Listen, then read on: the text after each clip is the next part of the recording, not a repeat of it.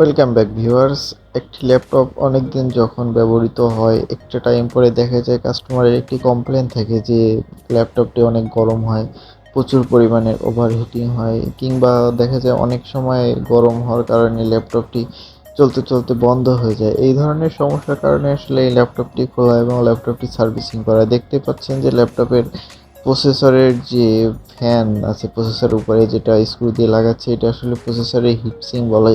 প্রসেসরের হিটসিঙ্কটা আসলে খুবই গুরুত্বপূর্ণ একটি জিনিস একটি ল্যাপটপ বা ডেস্কটপ যেটাই বলে না কেন। কারণ যখন কম্পিউটারটি চলে বা বিভিন্ন ধরনের কাজ করা হয়, তখন কম্পিউটারের প্রসেসরটি আসলে মেইন কাজ করে, যে কারণে প্রসেসরটি অতিরিক্ত গরম হয়।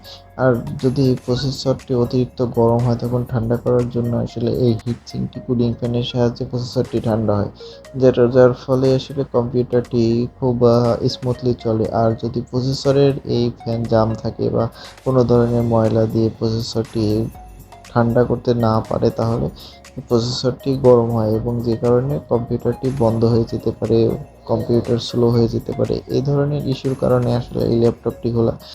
প্রসেসরের হিটসিংয়ের সঙ্গে প্রসেসরের কুলিং ফ্যান সেট করা থাকে, যার ফলে প্রসেসরটি যখন গরম হয়, কুলিং ফ্যানটি প্রসেসরের হিটসিংয়ের সাহায্যে গরমটি টেনে নেয় এবং বাইরের দিকে বের করে দেয়। আসলে যখন অনেক দিন একটি ল্যাপটপ ব্যবহৃত হয়, তখন প্রসেসরের ফ্যানের ভিতরে অনেক ধরনের ময়লা জমে এবং দেখা যায় প্রসেসরের হিটসিংয়ের যে ফাঁকাগুলো থাকে, ভেন্টিলেটর, এটা টোটালি জাম হয়ে যায়, যে কারণে ল্যাপটপটি চললে অনেক গরম হয়। আর এর কারণে ল্যাপটপটি দেখা যায় একটা সময় পরে ল্যাপটপটি চলতে চলতে অনেক সময় বন্ধ হয়ে যায়। ভিউয়ার্স, দেখতে থাকুন ল্যাপটপটি কিভাবে সেটিং করতেছি স্টেপ বাই স্টেপ।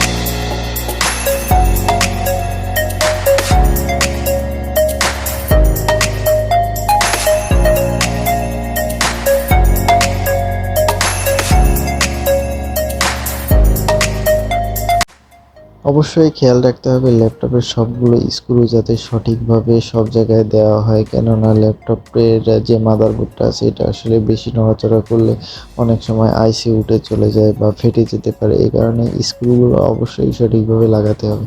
দেখতে পাচ্ছেন ভিউয়ার্স, ল্যাপটপের স্ক্রুগুলো লাগানো কমপ্লিট হয়ে গেছে এবং ল্যাপটপের যে পাওয়ার সুইচের রিবন, এটা খুব সাবধানে লাগাতে হবে, কেননা ভাঁজ হয়ে গেলে বা যদি কোনো একটি দাঁত মিসিং হয়ে যায়, তাহলে ল্যাপটপটি শর্ট হয়ে নষ্ট হয়ে যেতে পারে।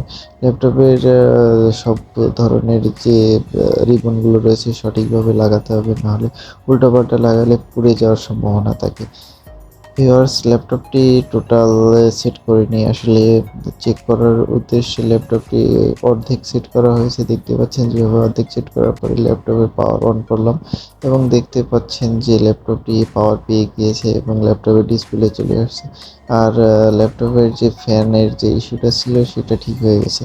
আসলে এই ধরনের ছোটোখাটো প্রবলেমের জন্য অনেকে অনেক সময় অনেক বড় সমস্যা ফেস করে, কেননা অনেকে ভয় পেয়ে যায় যে আসলে কি হলো ল্যাপটপে। আসলে যদি ল্যাপটপ গরম হয় বা চলতে চলতে বন্ধ হয়ে যায়, তাহলে অবশ্যই বুঝে নিতে হবে যে ল্যাপটপে ফ্যান জাম হয়ে গেছে, ভেন্টিলেটর থেকে বাতাসটা বের হচ্ছে না, যে কারণে ল্যাপটপ গরম হচ্ছে এবং ল্যাপটপটি একসময় ওভারহিটিং হয়ে বন্ধ হয়ে যাচ্ছে।